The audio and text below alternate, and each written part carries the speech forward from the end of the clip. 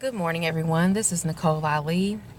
There was a study recently published about air pollution and how it plays a significant role in diabetes.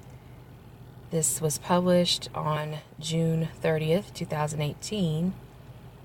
They say here that, and I'm doing this video because I'm dealing with air pollution. As you know, I'm in Southern California.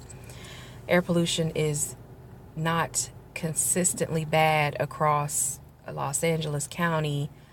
There are areas in Los Angeles, such as the San Fernando Valley, that has very poor air quality, and there are areas down near South Bay that have better air quality. Now, as far as the heat, it really makes the air quality worse, in my opinion, to the point where it's hard to breathe, where you have fine particulates that you're breathing in, and you're having to I'm trying to use natural remedies in order to get rid of these fine particulates.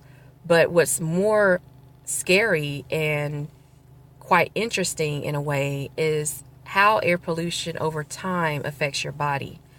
So they say that air pollution causes one in 7 new cases of diabetes. And they noticed that in 2016, where a study found that even low levels raise the chances of developing the chronic disease.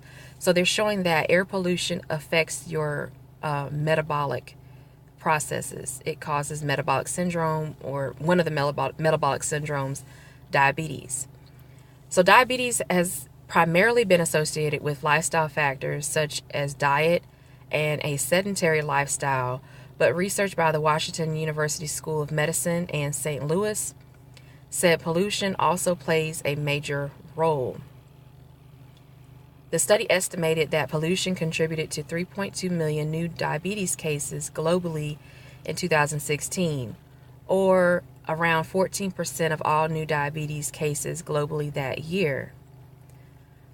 Our research shows a significant link between air pollution and diabetes globally, said Ziad Al-Ali, the study's senior author. Pollution is thought to reduce the body's insulin production. And when you do this, you're preventing the body from converting blood glucose into energy that the body needs to maintain health. So basically what's happening is your body is going into shock or stress, is going into a stress mode. And when your body goes into stress mode too much, it affects your metabolism.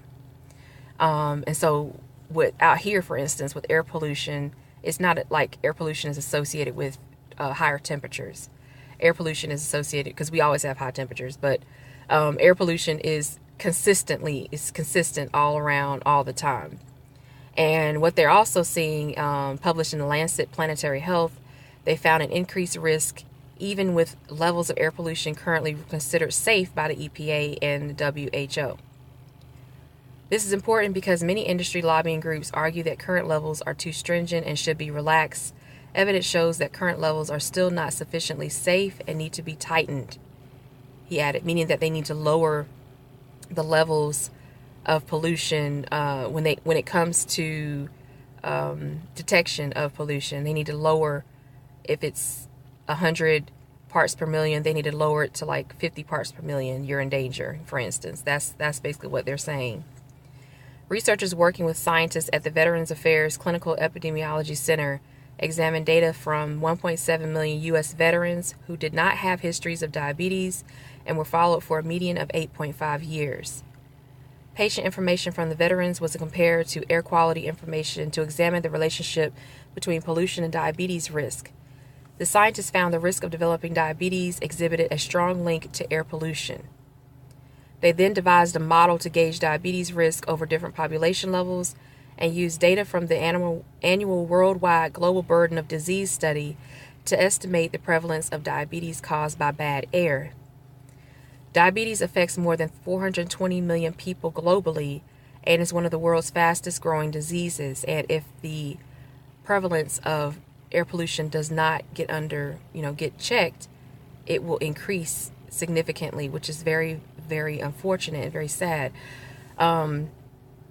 A lot of people have they're getting the HEPA filters in their homes, but and you're in an area like this where it's high, especially higher industrial areas such as Carson or areas where geographically I don't think it's fit for people to be living, like the San Fernando Valley. You're literally in a bowl, and all the pollution and dead air is just lingering right over that area. We were hiking yesterday and you could literally see the pollution just hanging around, the smog just hanging around. When we went up to the top of a summit, the mountain, and we looked down, you could just see all this pollution. It was like around 8:30 in the morning, just hanging around near this valley. So I was like, all those people are breathing that in every day. Their children are breathing it in every day. Some of the solutions that have been suggested is people who have HEPA filters, they replace them every 3 to 6 months instead of once a year. That people may make sure they're drinking alkaline water, that they're changing their diet, they're trying to get enough exercise indoors as much as possible, that they're trying to avoid areas that have high pollution as much as they can, but it's very difficult to do that here. I hope that people are taking more necessary caution when it comes to air pollution, because this is not like a short-term thing, it's a long-term thing. They did the study for 8.5 years and saw that the risk of diabetes was higher in those compared to those who were not around it, I guess. Not as much air pollution. So I hope that everyone pays attention, and please let me know what you think in the comment section. This seems like a very interesting concept. It's sad, but it is an interesting concept because it can be used to lobby the government to start lowering the limitations of pollution to prevent disease progression. Let me know what you think in the comment section, and I'll talk to you in the next one.